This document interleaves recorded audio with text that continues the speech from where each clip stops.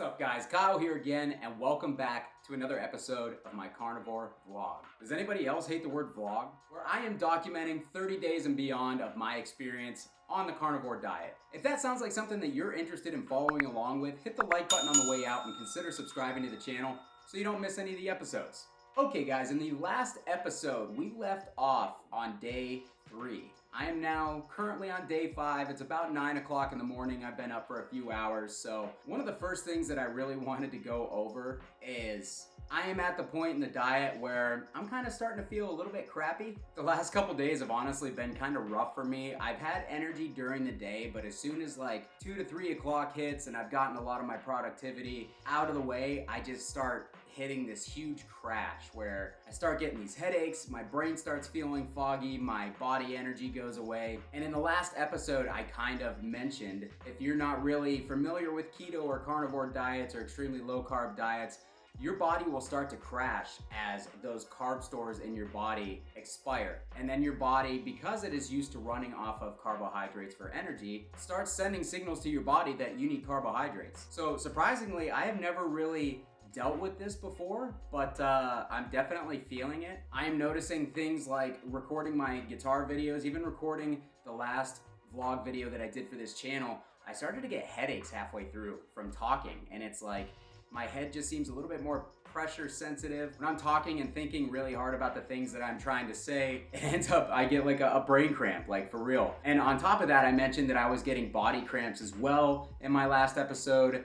Those are kind of staying around the same intensity that they were a couple of days ago, but I am starting to notice them a little bit more frequently, especially in my head region with the top of my head kind of like tensing and cramping up a little bit here and there. So I really need to keep my eye on the electrolyte situation, at least until my body becomes a little bit more accustomed to being back on full carnivore diet. Now, I didn't experience this the first time around, and I'm not really sure why I'm experiencing it now, because for the better part of the last year, I have been on a very low carb diet overall. So I'm kind of surprised at the amount of headaches and cramps and just overall bad feelings that I've been getting the last couple of days. But the thing that I'm doing this time around that I was not doing last time is I'm exercising pretty heavily. Well, heavily compared to what I was doing before. For the month of October, I am actually trying to run 60 miles total, which for somebody like me, that's a lot. I'm not a runner by any means. I never have been, but I've kind of been getting into it lately with my girlfriend, who has been really motivated to knock out 100 miles a month for the last couple of months. So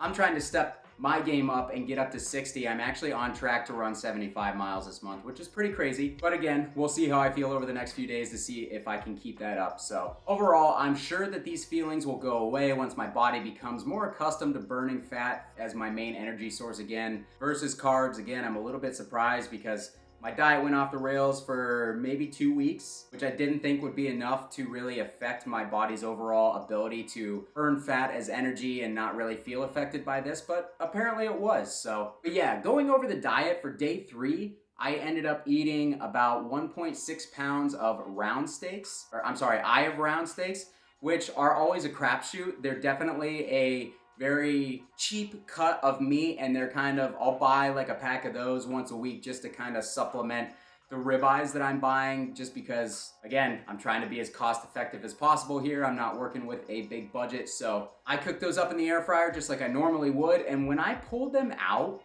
I literally had to ask my girlfriend, I'm like, do these look like pork chops? Like, these don't even look like steaks. The consistency of the meat was weird. The color, even though I had cooked them roughly medium rare, they were like white on the inside where they weren't pink. It was really weird. Sometimes I get these steaks and they're actually really good. And then sometimes I get them and they are not good at all. So that was a tough night to get all my food out of the way, because literally my jaw was tired from chewing up this tough meat. Even though the meat was cooked to a medium rare consistency, it still was pretty tough to chew and get through. So I really had to season it up in order to at least add some taste, because it was pretty bland. So on top of that, I ate some pork rinds and some cheese. My appetite has been going up the last few days, and I'm sure it has to do with how I'm feeling. It's possible that I'm just not getting enough food or enough energy or enough fat on top of draining my body of electrolytes through heavy exercise and stuff. So I'm gonna keep an eye on that, but I know switching over to yesterday, which was day before, I was hungry from the moment I got up. And that never happens to me. I usually don't actually feel hungry enough to the point where I'm tempted to eat until 1, 2, maybe 3 o'clock in the afternoon most days. Sometimes I make it all the way till dinner before I'm finally like, oh yeah, I should eat. Which that is one awesome thing about combining intermittent fasting with this diet. Previously, all I ever thought about was food. And that was always my problem because I always wanted to eat. So anytime somebody would put food in front of me, it was really hard for me to say no. So working in intermittent fasting really helped me control my cravings because my blood sugar was not going all over the place because I wasn't eating breakfast. I wasn't eating a 10 o'clock meal, noon, 2 o'clock, and then finally eating dinner after I hit the gym like I was when I was really into weightlifting and everything, eating those 5 meals a day. Man, my blood sugar was just doing this. So I was always hungry. So if you put bad food in front of me, it was like impossible for me to say no because my body was just ready to take in food all the time. Now, I'm literally not hungry until most of the way through the afternoon, so I don't really have to fight off cravings very often. So that is a huge benefit of combining intermittent fasting with, why do I feel like I'm saying intermittent wrong? Intermittent. The arsonist has oddly shaped feet. Intermittent fasting with the carnivore diet is when I eat, I can eat until I'm full and know that I'm not eating too much. And on top of that, I really only have to eat one big meal a day, sometimes a small meal just to get me to that bigger meal. And I'm good, and I can say no to a lot of stuff. So with that said, yesterday I was hungry all day long. Like I literally ate before noon for the first time in months. I never eat before noon, and I'm pretty sure that I ate around 10:30. I literally just could not handle it anymore. So I snacked on some pork rinds, some of those sausage sticks, and that block of cheese. And then I did that again around 2 o'clock, which again, usually if I eat one time earlier in the day, I'm good. I did the same thing. I snacked on the same stuff again around 2 o'clock. And even then, I literally had to force myself to stop eating because I was still hungry at the point when I was eating. And I'm like, you know what? If I keep eating, I'm not going to be hungry for dinner. And then I'm not going to eat the right stuff, the stuff that I need to eat, because the pork rinds and the sausage sticks, those are kind of junky. Those are what I would consider dirty carnivore because I'm not buying the super unprocessed pork rinds. They do have some additives and stuff. I would love to get away from those eventually, but right now, $1 a bag versus $4 a bag, I can't really afford the $4 a bag. So yeah, anyways, I try not to snack. I like to have the snacks around just in case I need them to get me through the day. But again, I'm trying to get most, if not all, of my calories in the day from butter, meat, eggs, and seafood if I throw that in. So yeah, snacking twice in a day, definitely not ideal, but you know what? I literally couldn't help myself, and I was on a tight schedule for filming and editing yesterday, so I kind of just had to make do with what I had. One of those things, better than going out and grabbing McDonald's around the corner and coming home with that. So anyways, we finally get to dinner where I had roughly I still ate 2 pounds of meat after eating all those snacks earlier in the day, and I added cheese to the burgers, and I got some bacon just to try to kind of up my fat content with extra cheese and extra bacon.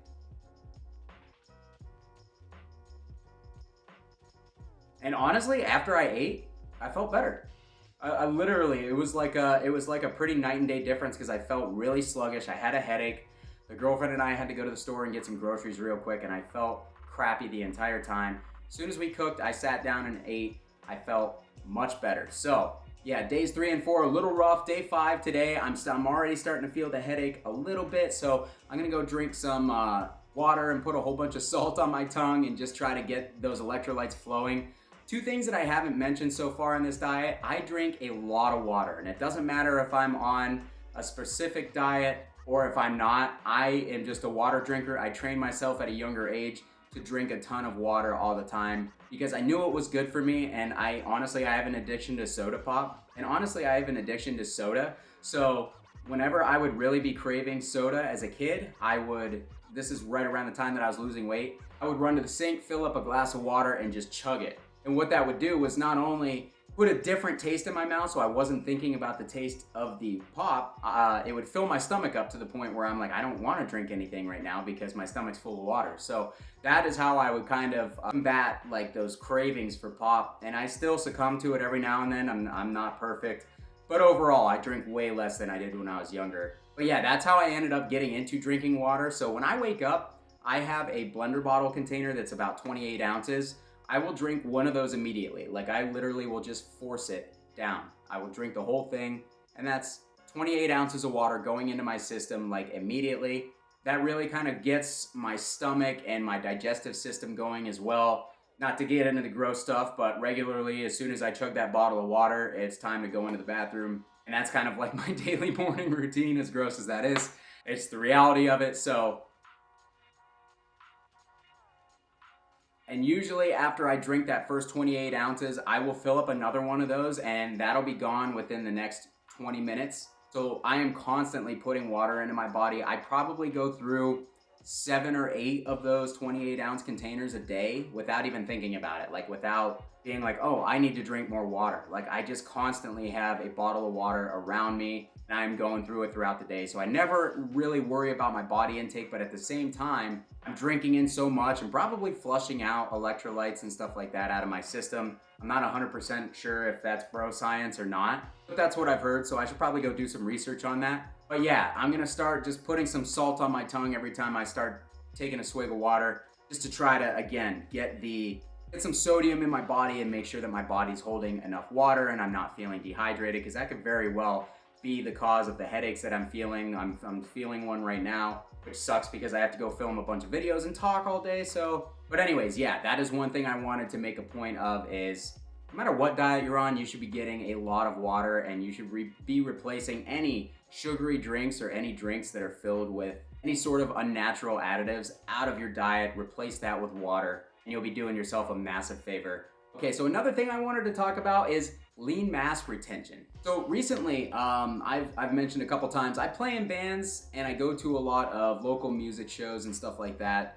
But with everything going on in the world over the past year and a half, those haven't really been happening all that much. Well, with them kind of starting to happen again, I've played a couple shows recently, and I went to one over the weekend where I saw a lot of people that I haven't seen in quite some time. And every single person that I saw was like, wow, dude, you look great. Like, what is your workout routine? And when I tell them that I literally have not been doing anything other than running for like the past month, they look at me and they're like, well, how is it possible that you still have all this lean mass? That's kind of when I mention the carnivore diet to them and tell them, and they're like, so just eating meat causes you to retain lean mass? And I said, yeah, that's part of it. But the other part is the intermittent fasting, which studies have been shown. And again, I'm not a scientist, so I'm just quoting what I've read. Studies have been shown that intermittent fasting, I'm still struggling with that damn word, allows you to retain lean mass much easier because your body burns fat and it doesn't burn your lean mass for energy. Again, I'm not sure of all the science behind it, but that is what I've read, and truthfully, that is what I found. I mean, I was very muscular after I started working out. I put on a lot of muscle and stuff when I finally decided to lose weight for the first time in my life and kind of take care of myself and get into the bodybuilding thing. But there have definitely been times where I've stopped working out and started eating crappy again, and I did not look like this. You know, I did not have this muscle on my frame. It was not there. So that's just another indication to me of how well the carnivore diet, because that is, you know, roughly what I've been on for the last year, as well as intermittent fasting, really helps keep the mass on your body. It allows your body to burn the proper things inside of it for fuel, aka fat or carb stores if you have those, as opposed to tearing down your lean tissue and burning that off as energy. So I actually did my first dumbbell workout in a few weeks today. I've got a pair of 20-pound dumbbells. I'll put some stuff up on the screen of what I was doing. It's really not much. It's not much. It's a couple shoulder exercises, a couple bicep exercises, and tricep extensions. It's not much at all, but it's enough that like my upper body, it's a good pump from it, and it really does help keep that lean mass intact. The muscle memory kind of springs right back, and then it stays for a while. Even if I don't do that dumbbell exercise again for a week, I really notice a difference throughout that next week, depending on how hard I push myself during that workout, even how like my shirts and stuff fit. So yeah, I really don't have to work out as much as I used to in order to maintain the physique that I want. But at the same time, you should always be working out. You should be working in resistance, strength, weight training into your routine as much as possible, because it's good for you. Just like running is good for you, I don't think anybody will ever dispute that. People can dispute the carnivore diet all day long, but I don't think anybody will ever dispute that weight training and physical exertion is good for your body, it's good for your nervous system, it's good for your mental health. So I'm gonna definitely try to work more workouts in other than running, stuff like this. Maybe I'll actually start going to the gym again,